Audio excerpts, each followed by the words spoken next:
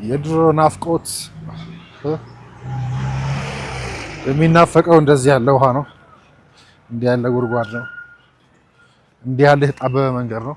ሰውና መኪና የተጨናነቀ የሚሄድበት መቆሚያ መራመጃም የሌለው ነው።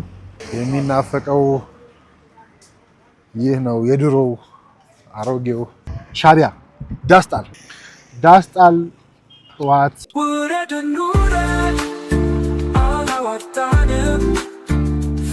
ከስቃይ አላዋጣንም ሆብሎ ገድሎ መሞት ላይ ዳዳው ከእንግዲህ ብረት ገብስ ሆኗል ዕዳው አዲሱ ትውልድ ሀሳብ ነው ሜዳው።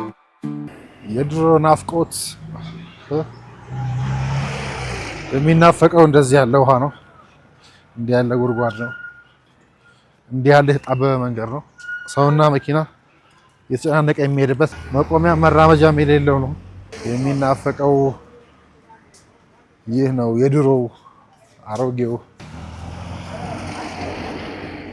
ስለዚህ የሚናፈቀው ይሄ ስራመድ የምታዩበት እየመጣ ያለውበት እየወጣ ያለውበት ለመራመድም ለመቆምም ለመኖርም አዳጋች የሆነውና የምታዩት ነው። የሚናፈቀው እሱ ነው። አሁን ከምንሄድበት ከምንወጣበት እዚህ ላምብብል ልክ ወደ ዋናው ሰውጣ እንደማደርገውና ወይ ሰሞኑ ሳደርግ እንደነበረው እዚህ ጋር ላድርገው ላምብብል ዝም ብሎ እንደው ልጅ እዚህ ጋር ይዤ ልውጣ ብል ልራመድ ብል የሚሆነውን አስቡት እንግዲህ። ስለዚህ ለንጽጽርም ጥሩ ነው ማለት ነው። የመጣንበትን አያችኋል። የነበረውና የሆነውን እየሄድን ማንጸር እንችላለን። ዛሬ እንግዲህ ናፍቆት የድሮ ናፍቆት የአሮጌ ናፍቆት ብለን ልንቀጥል ነው እንግዲህ። የድሮ ናፍቆት እንግዲህ ባለፈው ሳምንት የጀመርነውን ባለፈው ሳምንት እየተራመርን ያነበብነውን ያወጋነውን ብቻ ሳይሆን እየተራመርን ያነበበውን የድሮ ጽሁፎች ተመችተውናል። ይቀጥሉ ይደገም ሲባል ነበርና ዛሬ የድሮዎቹን ከወደድን የድሮ ናፋቂነታችንን ለማሳየት የነዛው ጽሁፎች ተከታይ የሆነው የድሮ ናፍቆትን ልንኮመኩመው ነው እና የድሮ ናፍቆትን ወይ ደግሞ የድሮ ናፍቆታችንን የድሮ ናፍቆት በሚለው ያኔ ባጋራኋችሁ ሰልባጅ ኪነት ተከታይ ጽሁፎች ውስጥ ያለው አንዱ ጽሁፍ ነው እና የድሮ ናፍቆት ብዬ ደግሞ እሷን ጽሁፍ አሁን ላጋራችሁ ነው። እየተራመር ልናያት ነው። ለማንጸሪያ እንዲሆናችሁ የተራመርንበትን የምንሄድበትን የምንመለስበት ውስጥ እንግዲህ ድሮና ዘንድሮን በአይናችሁ ያነጸራችሁ እኔ የድሮ ናፍቆትን ላንብብላችሁ። የናፍቆት ቅብብል ትላለች የድሮ ናፍቆት የምትለዋና ከአፄ ቴዎድሮስ ጀምሮ እስከ ኢህአዴግ ዘመን ድረስ ጌትነትማ ድሮ ቀረ ተብሎ የተናፈቀበትን ከአፄ ቴዎድሮስ እስከ ኢህአዴግ ዘመን ድረስ የድሮ ናፍቆት ብለን ልናነሳ ነው። ጌትነትማ ድሮ ቀረ ሲሉና አለቃ ገብረሃና ልናይ ነውና ከሱ በፊት ግን ምናልባት አንድ ታሪክ ወይ ደግሞ በአንዲት ተረት መስዬ ኢትዮጵያ የተኛችው ቆንጆና የንቃት ወግ የሚል አንድ ታሪክ አዲስ ታሪክ ላክልና የናፍቆት ቅብብል የድሮ ናፍቆት የሚለውን ጽሁፍ እንቀጥላታለን እና እችን አሁን ያልኳትን ወግ ምናልባት ኢትዮጵያ የተኛችው ቆንጆ እና የንቃት ወግ ያልኩትን በአንዲት ተረት ልጀምራትና ምናልባት በልጅነታችን ስንሰማ ያደግናት ወይ ደግሞ የምንሰማት የተኛችው ቆንጆ ይሄ ስሊፒንግ ቢዩቲ የሚል ተረት እናውቃለን እና እዚህ ተረት ውስጥ በእኔ እምነት ትልቅ ሚስጥር አለ ብዬ አስባለሁ። ታሪኩ እንግዲህ እንደምታውቁት በአንዲት ቆንጆ ልዕልት የሚጀምር ነው። በተወለደችበት ቀን እንግዲህ ደግ መናፍስቱ እንግዲህ በተወለደችበት ማግስት መጥተው የምድርን ጸጋ ሁሉ እየመረቁላት ማለት ነው። ነገር ግን አንዲት ክፉ መናፍስት ትመጣና በ16 ዓመቷ በእንዝርት ተወግታ ትሞታለች ስትልም እንደረገመቻት እናስታውሳለን። እናም ረገመቻት። ስለዚህ አንዲት አዛኝ መናፍስት ግን መልሳ ሞቱን ወደ 100 ዓመት እንቅልፍ ቀየረችው ማለት ነው። ሞቱን ወደ እንቅልፍ ቀየረችላት ማለት ነው። ልዕልቷም እንግዲህ በተባለው ቀን ተወግታ ወደ ጥልቅ እንቅልፍ ገባች። ቤተ መንግስቱን ከእሷ ጋር አብሮ አንቀላፋ። ከ100 ዓመት በኋላ ግን አንድ ቆራጥ ልዑል ጥቅጥቅ ያለውን እሾህ ጫካ አቋርጦ ሰብሮ በመግባት ማለት ነው ቤተ መንግስት ልዕልቷን ስሞ ከእንቅልፍ ቀሰቀሳት። ስሞ ነው እንግዲህ ይህ ተረት ውስጥ እንግዲህ አሁን ያወራነው ተረት ውስጥ የስሊፒንግ ቢዩቲ የምንለው የልጅነታችን ተረት ውስጥ የመከራ የጥበቃና የትንሣኤ ታሪክ እዚያው ነው ያነሳሁት ተረት ውስጥ ብቻ እናገኛለን ብዬ አስባለሁ። ዛሬ ላይ ይህን ተረት ስንመለከተው እንግዲህ በውስጡ የኢትዮጵያን ነባራዊ እውነታ ወይም ደግሞ ዛሬያችንን እናያለን ብዬ አስባለሁ። ኢትዮጵያ ልክ እንደዛች ልዕልት እንደዛች ውቧ ልዕልት ነች ማለት ነው። ምክንያቱም በግርማ ሞገስ የተፈጠረች መጀመሪያ ስትፈጠር ማለት ነው፣ በውበትና በታሪክም የተሞላች ሆኖም ግን ለዘመናት በሆነ ክፉ መንፈስ ተረግማ ጥልቅ እንቅልፍ ውስጥ ቆየች ማለት ነው። ልዕልቷ ስትሳም ሞቷን ወደ ሰመመን ወይ ደግሞ ወደ ጥልቅ እንቅልፍ የተቀየረ ቢሆንም ግን ያው አንቀላፍታ ቆየች ማለት ነው። ስለዚህ የትላንት ናፋቂዎችና የሰመመን ወይ ደግሞ የነበር ሰመመን ታሪክ ነው እንግዲህ የምናገኘው። በዚህች ሀገር ውስጥ እንግዲህ እሷ ተኝታ እንድትቀር የሚፈልጉ ሰዎች ብዙ አሉ። ልዕልቷ ልክ በሰመመን 100 ዓመት እንድትተኛ እንደተመረቀላት ሁሉ ስለዚህ ልዕልቷ እንደተኛች እንድትቆይ የሚመኙ ነበሩ። ይሄን በኢትዮጵያ መመሰል ይቻላል። ስለዚህ እዛው ተኝታ እንድትቀር የሚፈልጉ ብዙዎች ናቸው። እነዚህ ሰዎች እንግዲህ ያው ልዕልቷን የወለዷት ወላጆቿ ወይ ደግሞ ቀደምት አባቶቿ ማለት ነው ፈጥረውና አልብሰው ጨርሰዋታል። በቃ ያበቃላት ነች ብለው ያምናሉ። ለእነሱ ኢትዮጵያ ፍጹም የምትሆነው በትላንት ታሪኳ ውስጥ ብቻ ነው። አዲስ ነገር ሲጨመርላት፣ ግንብ ሲገነባላት ወይም ደግሞ ዘመኑን የሚዋጅ ለውጥ ሲመጣላት ይህንን እንደ እድገት ሳይሆን የሚያዩት እነሱ ወላጆቿ የፈጠሩት ምስል ያ ደግሞ በጣም ውብ የሚሉት ምስልና አካል ወይ ደግሞ እዛ አካል ላይ እንደተጨመረ ወይ ደግሞ እንደተደረተ እንከን አድርገው ነው የሚቆጥሩትና የሚገርመው ግን እነዚህ ወገኖች ወላጆቿን ወይ ደግሞ ያው ጥንታዊ ታሪኳን ማለት ነው ጠይቀው መረዳት በፍጹም አይችሉም። ምክንያቱም ወላጆቿ የሉምና ማለት ነውና በመሆኑም እንግዲህ ዘመኑን ከመመርመር ይልቅ በወላጆቿ ላይ ተቸንክረው መቅረትን መርጠዋል። ለነሱ ኢትዮጵያዊ የምትሆነው እንደ ልጅነቷ ሆና በትዝታ ሰመመን ውስጥ ስትቆይ ብቻ ነው። በኪነ ጥበባቸውና በስብከቶቻቸው የእንቅልፏን ውበት ያሞካሻሉ።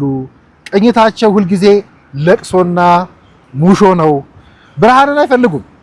ምክንያቱም ብርሃን እንደምታውቁት ሲበራ እንቅልፍን ይረብሻልና ማለት ነው። እንግዲህ በኪነ ጥበቦቻቸውና ስብከቶቻቸው የእንቅልፏን ውበት ያሞካሻሉ። ቅኝቶቻቸው ሁልጊዜ ለቅሶና ሙሾ ነው። ብርሃንን አይፈልጉም። ምክንያቱም ብርሃን ሲበራ እንደምታውቁት እንቅልፋችን ይረበሻል። ትላንትን በመናፈቅ እንጂ ነገ የሚባል ተስፋ በፍጹም አይወዱም። የልዑሉ መሳምና የንቃት ዋጋችንን እንግዲህ ቀጥለን በተወሰነ መልኩ እንየውና ወደ ድሮ ናፍቆት እንሄዳለን። በዚህ የሰመመን ድባብ መካከል እንግዲህ ልዕልቷን የሚቀሰቅሳት ልዑል መሪ መጣ ማለት ነው። የልዑሉ መሳምና የንቃቱ ወግ የሳማትና ያነቃትን ልዑል ወግ ተሻግረን ደግሞ እንቀጥላለን። የተማርኩበት 6 ኪሎ የላይኛው ሰፈሬ ደግሞ የደረስነው አሁን። ስለዚህ እንግዲህ በዚህ የሰመመን ድባብ መካከል ግን ልዕልቷን የሚቀሰቅስ ልዑል መሪ መጣ። ይህ ልዑል ትላንትን አይጠላም። የታሪኳንም ክብር በፍጹም ያውቃል ሊቀሰቅሳት የመጣው። ነገር ግን የእሷ ዕጣ ፈንታ ተኝቶ መቅረት እንዳልሆነ በጣም ይረዳል። ዘመኑን መዋጀት እንዳለበትም ያምናል። የእሱ መሳም የሥራ የልፋትና የፍቅር መሳም ሊባል የሚችል ነው። ልዕልቷን ከዘመናት እንቅልፍም ቀሰቀሳት። ይህ የሥራ የልፋትና የፍቅር ያልነው መሳም ማለት ነው። እነዚህ የእንቅልፍ ወዳጆች ግን ልዑሉን እንደ ጠላት ይቆጥሩታል። መልኳን ቀየረው፣ ልጅነቷን አጠፋው፣ አበላሸው እያሉ ስሙን ያጠፋሉ። ነገር ግን አንድ እውነት አለ። ልዑሉ ባይወዳት ኖሮ ያንን ጥቅጥቅ ያለ እሾህና የከፋ አጥር ጥሶ ወደ እሷ አይመጣም ነበር። እሱ የወደደው እንቅልፏን ሳይሆን ንቃቷን ነው። ሕፃንነቷን ሳይሆን ታላቅነቷን ነው። እነሱ ግን በእንቅልፍ ስም የሚያፈሱት እንባ የፍቅር ሳይሆን የጨለማ ውጤት ነው። ዛሬ ኢትዮጵያ አይኖቿን ገልጣ እያየናት ነው። ተነስታ ስትቆም ግን እነዚያ በወላጆቿ የልጅነት ትዝታ ውስጥ የታሰሩ ሰዎች ደነገጡ። ትልቅ ሴት ሆና ስትታያቸው በራሷ መራመድና መወሰን ስትጀምር ይህች ሴት ሌላ ናት ብለው አበዱ፣ ካዷት። ዘመኑ የጠየቀውን የእድገት ሁኔታ ከመቀበል ይልቅ ወደ ትላንት ዘመን መመለስ ይሻላቸዋል። ነገር ግን ሀቅ ሊደበቅ አይችልም። ኢትዮጵያ አንዴ ነቅታለች። ወደ ኋላ መመለስ፣ ዳግም ወደ እንቅልፍ ጎጆ መግባት እንዴት ሆኖ ይቻላል? የጊዜ ጉዳይ እንጂ በውሸት ስሟን እየጠሩ እንቅልፏን ሲመኙ የነበሩትና ለእርጎታ ወይ ደግሞ ለማደጓ ጋሬጣ የሆኑ ጠላቶቿ መሆናቸውን የምትረዳበት ጊዜ ይመጣል። ኢትዮጵያ ራሷ ማለት ነው። ያኔ በእውነት ቀስቅሶ ለታላቅነት ያበቃት ወዳጇን ከጠላቶቿ ለይታ ታርቃለች። ያ ታታሪ ልዑልም እንደ ጠላት መቆጠሩ ቀርቶ ኢትዮጵያን የትንሣኤ ያበሰረ ከጥልቅ እንቅልፏ ቀስቅሶ አዲስ ሕይወት የሰጣትና ለዘመኑ የዋጃት ዘላለማዊ አፍቃሪዋ ሆኖ በታሪክ ሲዘከር ይኖራል። መንቃቷ ላይቀር ጉዞዋንም አትገታም። ለዛ ነው በዚህ አዲሱ ማስታወሻ ላይ እኔም የሚበልጠና አብይ ስለመጣ የምንፈጠፈጥ፣ የምንደነግጥ፣ የምንቀና አይደለንም፣ መሆንም የለብንም። ኢትዮጵያ ስለነቃች ህልውናችንን የምናጣ ህያው መሳዮችም አይደለንም ብለን ኢትዮጵያ የተኛችው ቆንጆና የንቃት ወጋችንን ወይ ደግሞ ስሊፒንግ ቢዩቲ ተረት ወጋችንን እንጨምር ብዬ እንጂ የናፍቆት ቅብብል የምትለዋ ባለፈው ያወጋናትን ወግ ዛሬ እንዲህ እየተራመድን እንቀጥላታለን። የናፍቆት ቅብብል በእርግጥ ያለፈ ናፋቂነት ብሔራዊ የፖለቲካ ቋንቋችን ከሆነ ከራረመ ወይ ደግሞ ብሔራዊ የፖለቲካ ቋንቋችን ነበር ብል ማጋነን አይሆንም። አለቃ ገብረሃና ናቸው አሉ እንግዲህ የአፄ ቴዎድሮስ ዘመን ላይ ቆመው ጌትነት ድሮ ቀረ አሉ። አፄ ቴዎድሮስ ላይ ቆመው ማለት ነው። አፄ ቴዎድሮስ ከራሳቸው ጋር በጭካኔ የማይተናነሱትን ደጃች ውቤን፣ ደጃች ጎሹና ራስ አሊን የመሳሰሉ መሳፍንት በውጊያ ረተው በነገሱ ጊዜ አንዲት ሴት ያለችውን ታስታውሳላችሁ መቼም። እንዲህ ብላ ነበር የገጠመችው። የውቤን ደመኛ፣ የጎሹን ገዳይ፣ የአሊን መንግስት አፍራሽ ይህን ዘመናዊ በአደባባይ ቆሞ አበጀው ቢላችሁ ይህን ባለ ጊዜ ምን ትሉታላችሁ? አፄ ቴዎድሮስ ጊዜ ነው እንግዲህ። ይሄ ብቻ አይደለም። በጣም የሚገርመው በአፄ ተክለ ጊዮርጊስ ጊዜ አፄ ቴዎድሮስ ደግሞ ተናፍቀዋል መልሰው ማለት ነው። በአፄ ዮሐንስ ጊዜ ደግሞ አፄ ቴዎድሮስ ተናፍቀዋል። በልጅ ኢያሱ ጊዜ ደግሞ ምኒልክ ተናፍቀዋል። እሱ ብቻ አይደለም። በአፄ ኃይለ ሥላሴ ጊዜ የልጅ ኢያሱ መጋቢነት ተናፍቆ እንዲህም ተገጥሞ ነበር። በኃይለ ሥላሴ ጊዜ ደግሞ የልጅ ኢያሱ መጋቢነት ተናፍቆ ምን ተብሎ እንደተገጠመ ታስታውሳላችሁ? በኢያሱ ዳቦ ነው ትራሱ፣ በተፈሪ ጠፋ ፍርፋሪ። በደርግ ጊዜ ደግሞ እንዲሁ ጃንሆይ ፀሐዩ ንጉሳችን ተብለው ተናፍቀዋል። በኢህአዴግ ጊዜ ደርግን ቢያንስ ያበላን ነበረ፣ እሱ ቆፍጣና ነበረ፣ ሌባ ይረሽን ነበረ፣ ስግብግብ ነጋዴዎችን ልክ ያስገባ ነበረ፣ የሀገርን አንድነት አስጠብቆ ነበር ተብሎ ተናፍቋል። አልጨምርም ብዬ እንጂ ልክ አሁን ምንተቸው ምገባ ማለት ነው። ጊዜ ደጉ እኛም እንግዲህ ለአቅመ ፖለቲካ ለአቅመ የድሮ ናፍቆት ደረስንና አላስገባ አላስወጣ ያለንን በተሳቢዎቹ ሲናፈቅ ተመለከትን። የወያኔ ስርዓት ማለት ነው። ተሳቢዎቹ ከሰሞኑ ወያኔ ናፈቀን እያሉ ነው። መጫኛቸው ቢያዛጋ ሌላ ቀላቢ ፍለጋ እንግዲህ ጭነት ድሮ ቀረ እያሉን ነው።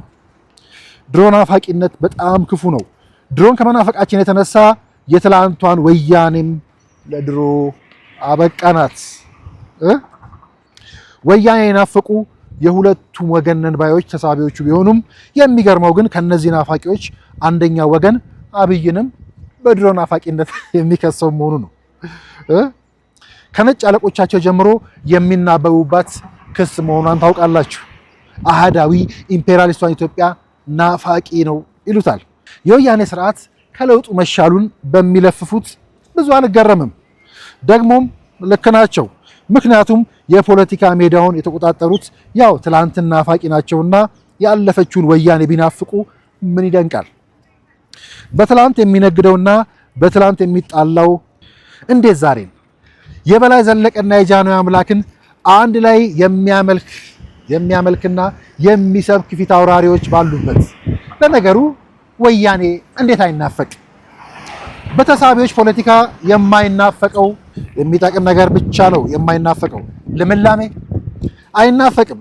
ከምግብ ጥገኝነት መላቀቅ አይናፈቅም። ንጹህና ጽዱ ከተማ አይናፈቅም። እድሳት አይናፈቅም። ዘመናዊነት አይናፈቅም።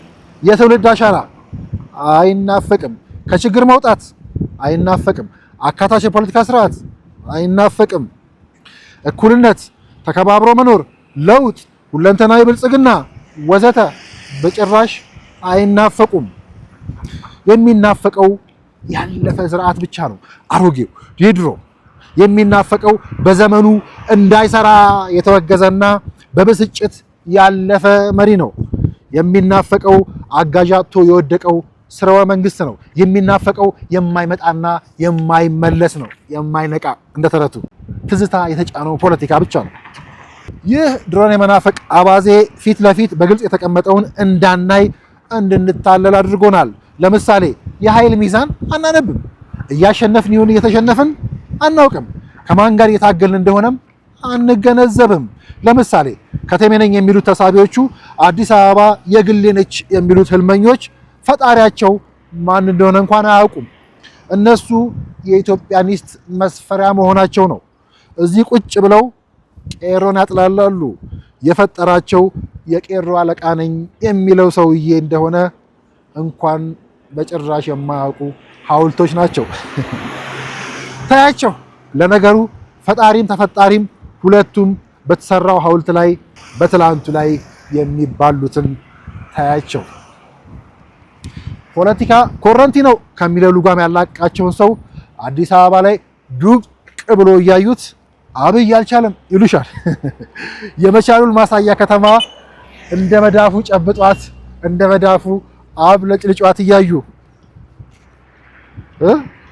በሱ ሆያውዬ ውስጥ እንዲህ እንደ ስሟ የመቻሉን ማሳያ ከተማ እንደ መዳፉ ጨብጧት እያዩ በእነሱ ሆያውዬ ውስጥ እንዲህ እንደ ስሟ አብለጭልጫት። ብልጭልጭ ይወዳል አሉሽ አይደል? ለፊያ ሁሉ ለሱ አልኩሽ እኮ። ለቀስተኛ ሁሉ እዛው ብልጭልጩ ስር የተኮለኮለው ነው። አይደለም እነሱ ዓለምንና የዓለምን እድገት ሚስጥሩን የተረዱትን ነጮች መኮልኮያ ጭምር ብትፈልጊ እሱ ነው። ይሄ እንግዲህ የተሳቢዎቻቸው አረዳድ ነው። መሪዎቻቸውማ ከወዳቸውና ከጥቅማቸው ውጪ ሀገርም ብሔርም ከተማም ኢላማም አላማም የላቸውም። ለሰፊው ሕዝብ ሽወዳ ሲባል ነው አዲስ አበባንም ካልተቆጣጠርናት የሚሉት እንጂ ቢያገኟት ሙሉ ከተማዋን ይሄኔ ተነቃቅላ ተሽጣ ሶማሌ ተራ ነበር መገኛዋ። የድሮ ናፍቆት የናፍቆት ቅብብል ጌትነትማ ድሮ ቀረ የተባሉት ከቴዎድሮስ ዘመን እስከ ኢህአዴግ ዘመን የድሮ ናፍቆት ቅብብልን ያሰፈርኩባት የቆየችዋን ጽሑፍ አየናት። እንግዲህ እቺን ጽሑፍ ካየን ዘንዳ ምናልባት ለዛሬ እንደምርቃት የጋሼ ቴዲ የማደንቃቸው ቴዲ ትችት ወይ ደግሞ ትዝብት ራሱን ችሎ እንመጣበታለን። ግን በእሳቸው የዘፈን መነሻነት ከእናንተ የደረሰችን ሀሳብ እናጋራ። ከዛ የሁለት ዳሶች ወግ ትላለች። ዘ ቴል ኦፍ ቱ ቴንትስ እንበላት። ቴል ኦፍ ቱ ቴንትስ እና በዚህ ላይ ምን ልንለኛ ዳስ ጣሉ ብለን ዳስ መጣል ያለባቸውን ሰዎች ወይ ደግሞ ቡድኖች ልንዘረዝር ነው።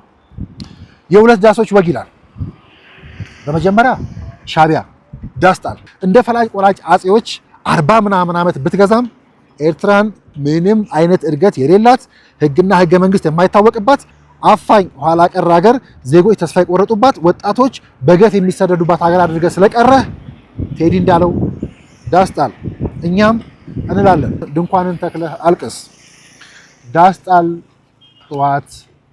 ህወሓትም ዳስ ጣል። ሰሞኑ እየረበሽከን ያለው ህወሓት የ50 ዓመት ዕድሜ አስቆጥረ 60-70 ዓመት ባለፋቸው ሼባዎች እየተመራ ለወርቅና ለስልጣን እንጂ ለትግራይ ህዝብ ደንታ ሳይሰጥህ እኔ የማልመራት ኢትዮጵያ ገደል ትግባ፣ እኔ የማልገዛት ትግራይ አፈር ትብላ ብለህ ወጣቶችን ለማያባራ ጦርነት ማግደህ ህዝብ አስርበህ አፈናቅለህ የትግራይን ህዝብ በተለይም የትግራይ እናቶችን ለመከራ በመዳረግ ይህ ሁሉ ደምና እንባ ያፈሰስክበት ዋናው ዘውድ እጅ ስላልገባና መቼም ስለማይገባ ወደፊትም ስለማይገባ ዳስ ጣል ወያኔ፣ ዳስ ጣል ትህነግ እንላለን። ዳስ ጣል ሸኔ። ለውጥ ተገኘ፣ የእኩልነት ጊዜ መጣ ብሎ ተስፋ ባደረገው የኦሮሞ ህዝብ መሃል በቅለህ ልጆቹን እየገደልክ ልማቱን እያወደምክ ከጅምሩ አንስቶ ሰው ዘቅዝቀ እየሰቀልክ ሰው በቁሙ እያቃጠልክ የተሰጠህን ተልዕኮ ለማሳካት ሌት ተቀን ብትደክምም ህዝቡ ተስፋ ሳይቆርጥ እጅን ሳይሰጥ አገሩን እያለማ ለውጡን እዚህ በማድረሱ አዎ 10 ጊዜ ሸኔም ዳስ ጥለሽ ተቀመጪ እንላለን። ዳስ ጣል ጀዌ። አንዴ ተከብቤያለሁ፣ አንዴ ሁለተኛ መንግስት ነኝ፣ 20-40-40 ግራንድ ፎርሙላ፣ አንዴ 3 ወር ቀርቶታል እያልክ የማያልቅ ድራማ ብትሰራም ከመንግስት ወደ እስረኝነት ከተከብቤያለሁ ወደ ተባረር ያለው የ20-40-60ውም የጨበጣ ቁማር ሳይሰራ የ3 ወር ቀርቶታል ሟርትም ሳይሳካ ከኢትዮጵያ ኬንያ፣ ከኬንያ አውሮፓ፣ ከአውሮፓ አሜሪካ፣ ከአሜሪካ እንደገና ወደ አውሮፓ እያልክ እድሜ ልክህን ስትለፈልፍ እንድትኖር በመረገምህ ጀዌ አንተም ዳስ ጣል እንላለን። ዳስ ጣል ዘሜ፣ ዳስ ጣል ጋሼ ክህደቱ፣ ዳስ ጣል ባንዳርጋቸው፣ ዳስ ጣል አያድ ቡልቡሌ፣ ዳስ ጣል ቅዠታሙ ምናምናሙ ሚዲያ አለመጥራት ነው። ሙጀሊያሙ ሚዲያ ነው የሚለው ሀሳቡ። ዳስ ጣል የውስጥ አርበኛ ምን እንላለን? መሬት አንቀጥቅጡ፣ አገዛዝ አርበድብዱ፣ ፖለቲካ አሽመድምዱ። እንኳን መሬት ሳር ሳያንቀጠቅጥ እንኳን 4 ኪሎን የቀበሌ ህብረት ሳያርበደብድ በውርደት ቢጠናቀቅም በውርደት ቁጥር 2ን ከዲያስፖራ ወደ ሀገር ቤት በማምጣት አንዴ ምርጫ፣ አንዴ ህዝባዊ ተቃውሞ፣ አንዴ ክርክር፣ ሌላ ጊዜ ቦይኮት፣ አንዴ ህዝባዊ ምርጫ፣ አንዴ ህዝባዊ እምቢተኝነት እያልሽ ከፊት ለፊት ውሃ ከኋላ እሳት ይዘሽ በአደባባይ ያደፈጥሽ እሳቱ መጥፊያሽ ሆኖ ባደፈጥሽበት አደባባይ ስለምትዋረጂ እባክሽ አንቺም ቶሎ ዳስ ጣይ የውስጥ አርበኛ። እኛም ዳስ እንጥላለን። ኢትዮጵያን ከደካማ ተረጂ ሀገር ወደ የአፍሪካ ትልቁ ኢኮኖሚ ስላሻገርናት የቆሸሹ የነተቡ ከተሞቻችንን አይን የሚያስለቅሱ አፍንጫ የሚሰነፍጡ መንገዶችን ንጹህ አረንጓዴ ነፋሻማ ንፋሱ የሚሸት የሚያውድ አድርገን ስላሳመርናቸው አገርን ስለለወጥን ህዝብን ስላሻገርን ገና ብዙ ስለሚቀረን እየሰራን ያሳካነውን በጋራ ለማክበር አዎ ዳስ እንጥላለን። የአፍሪካ የኤአይ ተምሳሌት ስለሆነች ዳስ እንጥላለን። በኃይሉ የሚያስደሙ መርታዎች እየታዩ ስለሆኑ አዎ የደስታ ዳስ እኛም እንጥላለን። የማህበራዊ ስኬቶቻችን በድምቀት እየታዩ ስለመጡ ለነኚህም የዳስ ጥለን እነዚህን በረከቶቻችንን እናከብራለን፣ እንቆጥራለን። የኢትዮጵያ የሁለት ዳሶች አገር ነች ይላል። ከእናንተው የደረሰን አስተያየት ነው መጨረሻ ላይ ያከል ነው። ለማንኛውም አድዋችንን እንወቅበት ብዬ ደመድማለሁ። እንግዲህ ዛሬ ዓለም ላይ ከሚካሄደው ከዩክሬንም ሆነ ከኢራን ብዙ መማር ያለብን ይመስላል። ሀያል ከመሆኑ ውጪ አማራጭ የለንም። አዎ ጠቅላይ ሚኒስትሩ ዳግመው እንደሚሉት የሚሰራው ሀገር ለኛ አይደለም፣ ከኛ ይሻገራል። ዘር አይበላም፣ ሀገር አይበላም። የትውልድ ሀገር ከትውልድ ባደራ የተረከብነው ሀገር አይበላም። ስለዚህ ሀያል ከመሆኑ ውጪ አማራጭ የለንም። ድሃ ሀገር ነፃነት የለውም። ከስንዴ ባርነት እንላቀቅ። ያለንን ታሪክ ቅርስ ሀብት ተገላልጠን መሰረተ ልማቱን አሟልተን በቱሪዝም በኢንዱስትሪ በግብርናውም በንግዱም ብቻ በየቱም ብለን ባለጸጋ ሀገር እንፍጠር። ያለበለዚያ ትርፍ ስንዴ ያለው ሀገር ባሪያ እንሆናለን ተብሎ ሲነገረን የተቃወምን ያላገጥን ያሾፍን ያፌዝን አድዋ ላይ በአካፋ የመለስነው ኃይል 40 ዓመት ቆይቶ እና ዘምኖ በአየር በምድር በባህር ላይ ሲመጣ ያቺኑ አካፋ ይዘን ስለጠበቅነው ማይጨው ላይ ተረታን። የሆነውን ታውቃላችሁ። ስለዚህ በዘመኑ ልክ እንታጠቅ፣ ግዙፍና ዘመናዊ ሰራዊት እንገንባ፣ የማይደፈር ሰራዊት ይኑረን፣ ራሳችንን ከዘመኑ ጋር እናስተካክል፣ እናሰልጥን፣ መንግስትና ሀገርን እንለይ ሲባል ያላገጥን ሰራዊታችንን በሙሉ ልብና አቅም እንደመደገፍ ወይ ደግሞ እንደግፍ ሲባል የከዳ ነው፣ ከጀርባ የወጋ ነውና ክብር የነሳ ነው ሁሉ። አዎ እናስተውል። በሰበብ በአስባቡ ጦር አንማዘዝ፣ እርስ በርስ አንዋጋ። በየመንደሩ እየሸመቅን የገዛ ሀገራችንን አናፍርስ። በየወንዙ እየተደራጀን መከላከያ ሰራዊታችንን አናዳክም። ለውጭ ጠላቶች መጠቀሚያ ሆነን የውክልና ጦርነት አናካሂድ። ሀገራችንን አናደይ። በብድርና በእርዳታ ያለማነውን አናፈራርስ። ድርድር ይልመድብን፣ ጠላት እንቀንስ፣ ሀገራዊ ምክክርና እርቅ ይኑረን ሲባል የቀለድን ያቃለልን ምክንያትና ሰበብ የደረደርን በግጭት ኪስ ማደለብ የለመድን። አዎ አደብ እንግዛ። ሁሉም ከሀገራችን በታች ነው። ሀገር ከሌለ ሁሉም የለም፣ ሁላችንም የለንም፣ ሁልሽም የለሽም። ቤተሰብ የለም፣ ልጅ ማሳደግ የለም፣ እናት መጦር የለም፣ በአባት መመረቅ የለም፣ ክብር የለም፣ ሰላም የለም፣ ሀብት የለም፣ ንብረት የለም፣ ታሪክ ቅርስ ባህል የለም፣ ወጥቶ መግባትም የለም። ሌላው ቀርቶ ቤተክርስቲያን መጸለይ መስጂድ መስገድም የለም። ሁሉም ያለው ሀገር ሰላም ሲሆን ነው። ዛሬ ከነ ኢራን ከነ ዩክሬን ከዓለም ዕጣ ከነ ዘለንስኪ ከገቡበት ቅርቃር ካልተማርን ብንሞትም መቼም አንማርም። ስለዚህ አድዋኛ ሀያልነት ቋንቋችን መሆን አለበት። በዛ ልክ እንንቃ፣ በዛ ልክ እንግዘፍ እንላለን። እንደዛ ከመሆኑ ውጪ አማራጭ ስለሌለን ማለት ነው። እንግዲህ የድሮ ናፍቆት ብለን ተረቷን አክለን ይችናልን አረፍ ብለን ፋታ አግኝተን ሰዓት ካለ ደግሞ የአብይ ኢትዮጵያ የቴዎድሮስ ኢትዮጵያ የኢማም አህመድን ኢትዮጵያ አነጻጽረን የምንቀጥልበት ወጋችንን እንዲሁ ወደ እናንተ እናደርሳለን። ለአብሮነታችሁ አመሰገንን። የድሮ ናፍቆት የናፍቆት ቅብብል ይሄን እንግዲህ በመጣንበት መንገድ ባወራነው ብቻ ሳይሆን በመጣንበትና በምንመለስበት መንገድ ውስጥ ሁሉ ማንጸር እንችላለን። የድሮ ናፍቆታችንና የናፍቆታችንን ልክ ሁሉ ማየት እንችላለን። ሌላው ግን አካባቢው ከጀርባ ከፊት ከኋላ የምታዩት ሁሉ የሚነገር የሚሰበክ ፖለቲካ ሳይሆን በአይን የሚታይ የሚገባ በረከት ነው። ድሮና ዘንድሮን ነበርና ሆነን የምናነጻጽርበት ማለት ነው። ለአብሮነታችሁ አመሰገንኩ። ይቀጥል ያላችሁት የመንገድ ላይ ንባባችን ወጋችን ትውስታችን ይቀጥላል። ሰላም ሁኚ ኢትዮጵያ። አመሰግናለሁ። ውረድ እንውረድ አላዋጣንም፣ ፍና ከስቃይ አላዋጣንም።